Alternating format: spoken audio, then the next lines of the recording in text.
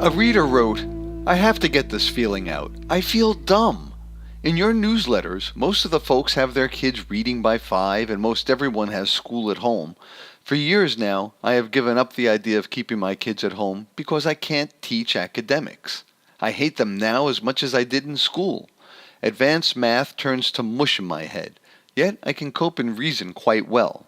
I read all the time. I have the hugest library, ever growing, but phonics will do me in every time. I've always felt so much guilt because I didn't do a thing with my 5 kids except to let them play.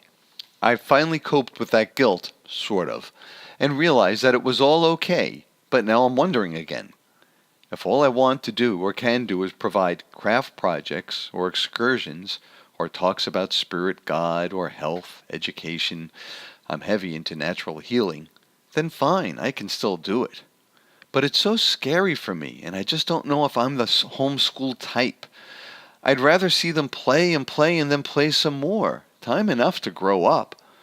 I know you have made it clear that you will judge no one's method, but look, I have no method or answers, just questions and confusion. I've merely outlined all I can effectively give them. I love my kids, and I want them to be magical. I have no desire for the free time school would give me. This school question creates whole areas of guilt for me. Do I give them enough? Am I fair? And on and on. Sending them to school would seem to absolve me of all this guilt. There, I've done my duty. Is it possible that I am making a wrong decision about our local school? It is a wonderful one-room schoolhouse. Generally, the kids are marvelous. The teachers are too, and are very much part of the community. The parents are all very involved and even come to school to help. The parties are community events and there is much community caring. It warms my heart to see the close bonds of friendship my children have with their classmates and teachers. I find myself wondering if the community spirit the school represents is a worthwhile reason for them to be there. What I am trying to say is that the school is everything anyone could hope for in a school. The teachers even love the kids, but it still gives grades, and it's still 7 to 5. They take a bus 5 days a week. I like being with my kids. I want to be with my kids. I want to be their teacher. They teach me too, and I want to be taught. I need an objective outside opinion. The kids love school, and they should. It's a wonderful environment. This school, except for the social garbage, meanness, etc., I don't know if I would be doing them a favor by keeping them out. It's mostly me. My heart aches when they are gone. I want them to be free, and only freedom teaches freedom. There, I've said it. John replied, "Thanks for your lovely letter, and for saying out clear and strong what so many people feel but are afraid to say. My first message to you is, don't worry. Don't worry about teaching academics. The one idea I keep hammering away at in GWS before all others is not only that it isn't teaching that makes learning, but that most teaching actually prevents learning. You don't have to worry that if you don't teach your kids this or that, they will never learn it. We all know thousands or millions of things that nobody ever taught us, but that we figured out by using our eyes and ears, thinking about what we saw, heard, read, or did, and asking questions if we needed to.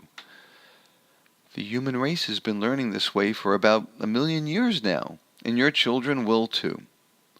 You say that you read all the time, but that phonics does you in. If you can read a lot, you already know phonics. You just don't know how to talk about it. And there's no important reason to know. The only point, supposedly, of teaching phonics is to help people learn to read. But if you already read well, obviously you don't need to be taught. You already own that knowledge in the most useful possible way. Same goes for grammar. Grammar means the structure of a language, the way it is put together and used.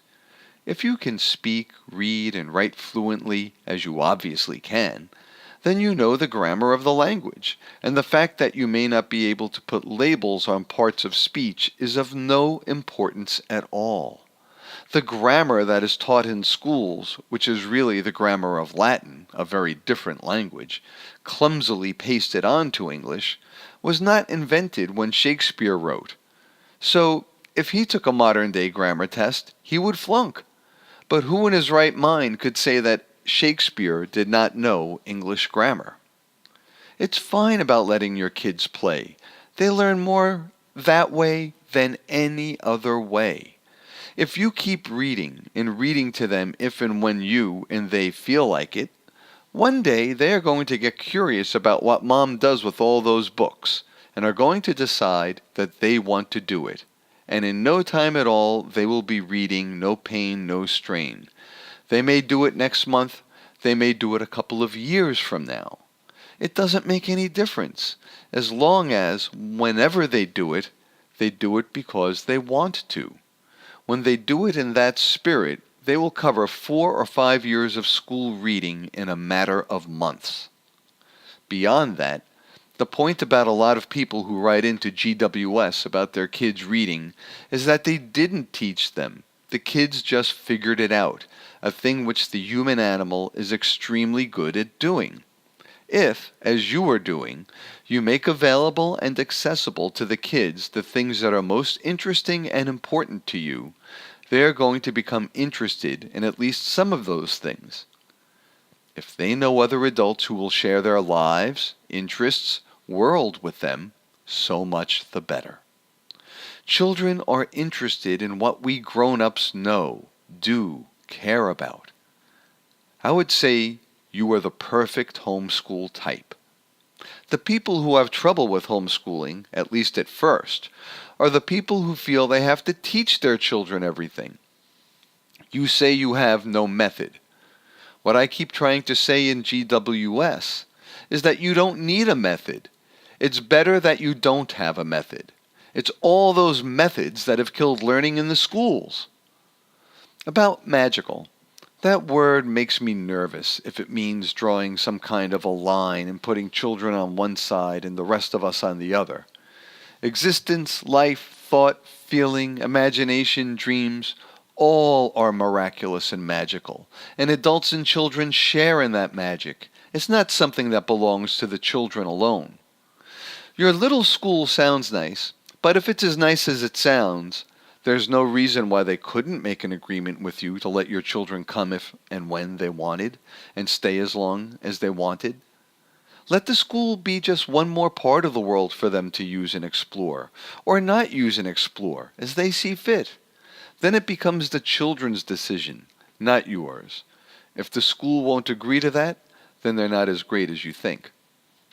But if the children are happy in the school, and have good friends among the children and the teachers, they will go to school for as much as they need and want of that friendship, and will stay away when they need and want something else: solitude, privacy, time to think, play, work on their own projects.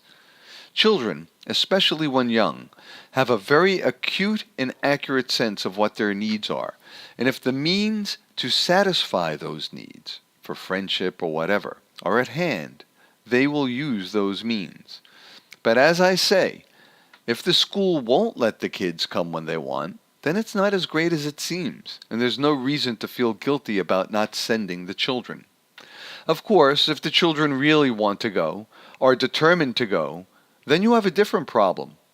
And if their feelings are strong enough on the matter, you would probably be wise to yield to them. But let's not worry about that for the time being. See what you can work out with the school about the children coming when they want. You say you need an objective outside opinion. There are no such things as objective opinions.